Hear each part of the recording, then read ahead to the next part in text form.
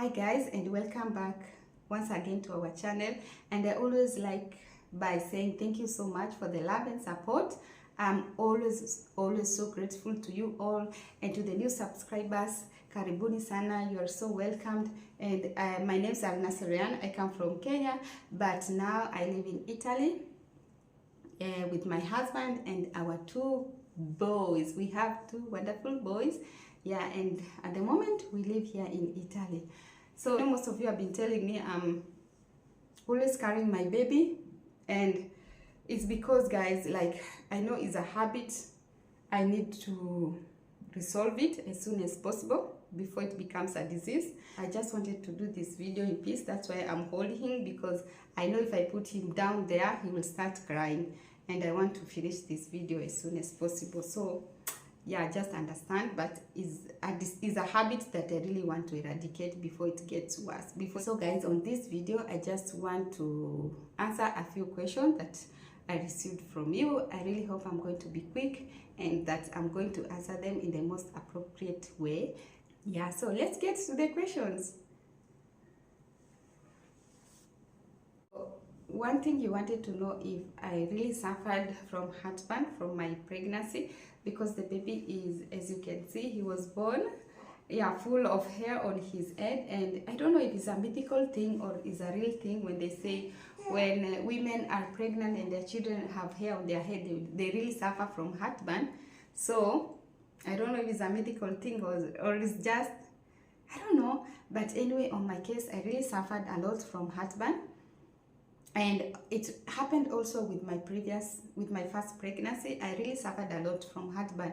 And as you can see, my children are always born with hair on their head. What I was taking to release the heartburn was the bicarbonate. This one is my mother-in-law who proposed me to use it, and believe me guys, it worked magic.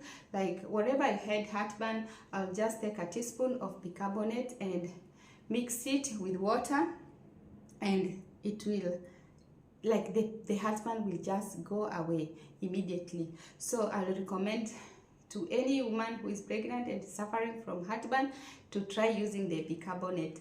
As it didn't affect me in any way, like with the pregnancy, you know, nothing at all. So just don't be scared, just use it, and you'll just let me know in the comment section if it has worked, because that's one thing I know. Believe me, it will work on you. If you really suffer from heartburn, try it and you will see, and you will just write me in the comment section how it worked on you.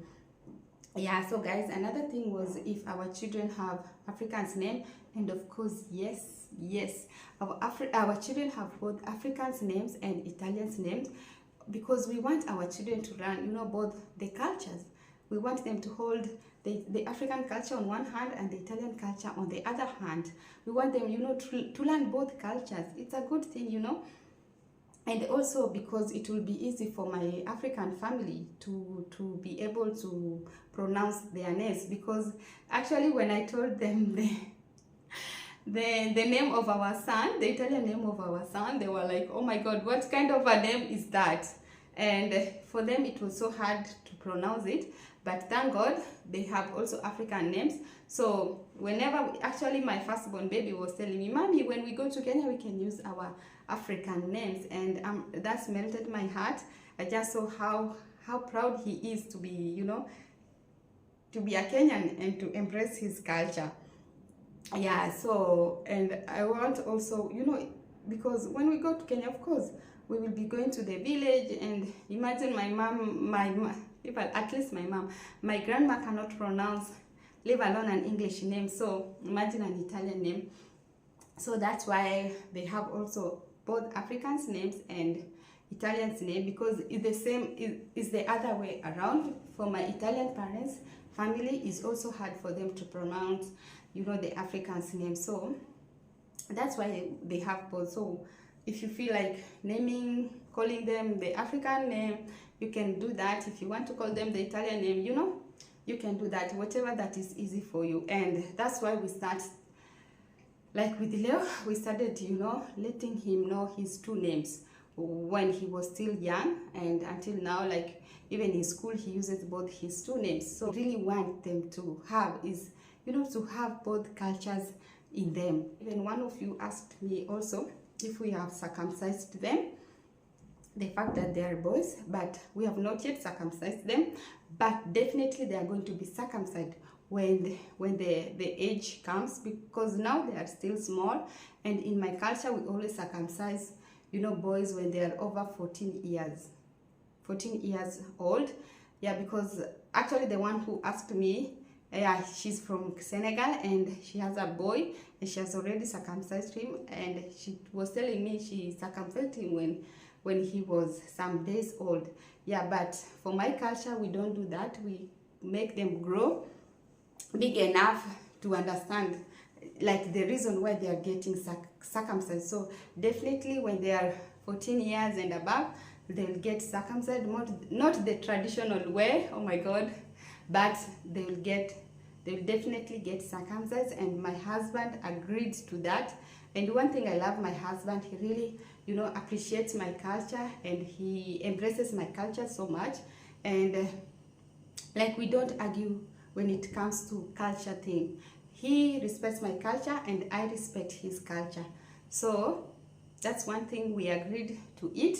And also the naming, giving them names, we agreed on that. And so he has no problems. I know most of you will ask me, hey, but your husband, blah, blah, blah. Yes, he agreed to that. Yeah, he really respects my culture as much as I respect his.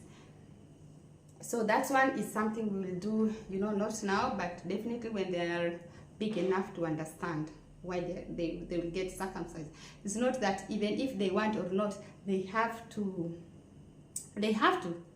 It's mandatory. They get me wrong. Maybe there is some cultures who don't circumcise boys, and I respect John and everyone's culture. But to my culture, boys, they really have to be circumcised and they have to do that. I'm an African Maasai girl and they have to follow the culture. So they will definitely get circumcised.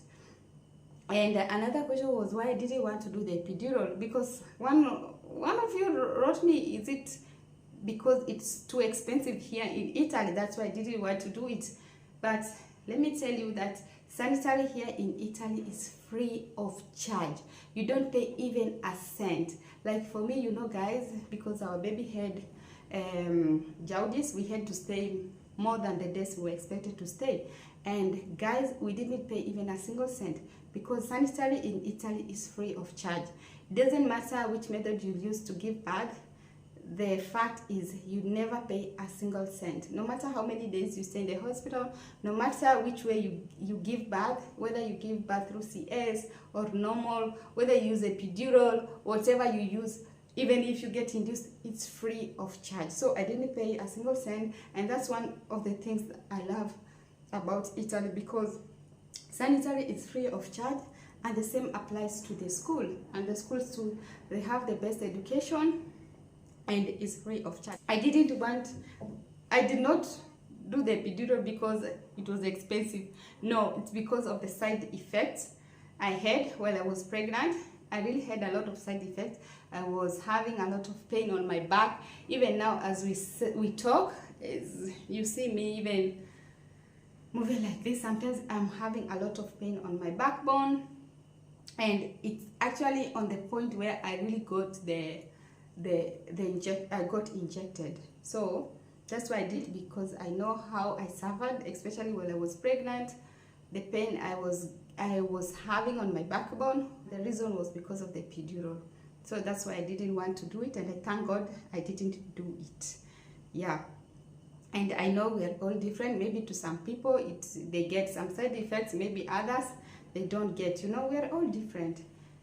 And I'm not saying that you should not do the epidural. If you want to do, you can do it, because guys, immediately you do, if you know the labor pain is not an easy thing, and guys, immediately you get that injection, all the pains goes away. Me, I don't know what is in that epidural, but yani the pain goes away. Yani, I really don't know.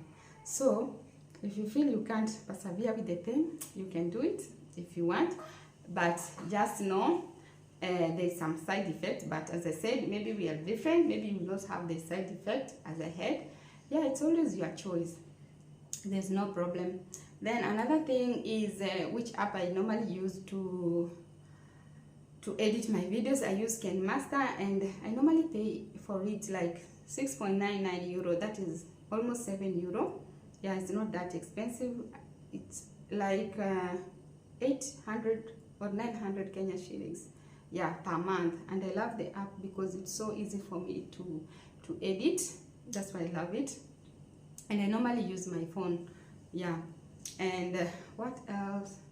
Yeah, so guys, I think I've answered the few questions that I received from you, and thank you so much for those questions. At least they, you know, they make me have even some ideas on what I will talk about on my channel. Yeah, so if you want to ask me any question, you can also go to my IG, Nurse Esther. Yeah, even if you don't want to follow me and you just want to ask me a question, ni sawa, hakuna shida, or you can leave a question in the comment section also. Yeah, so thank you so much for the love and support, guys, and see you on our next video.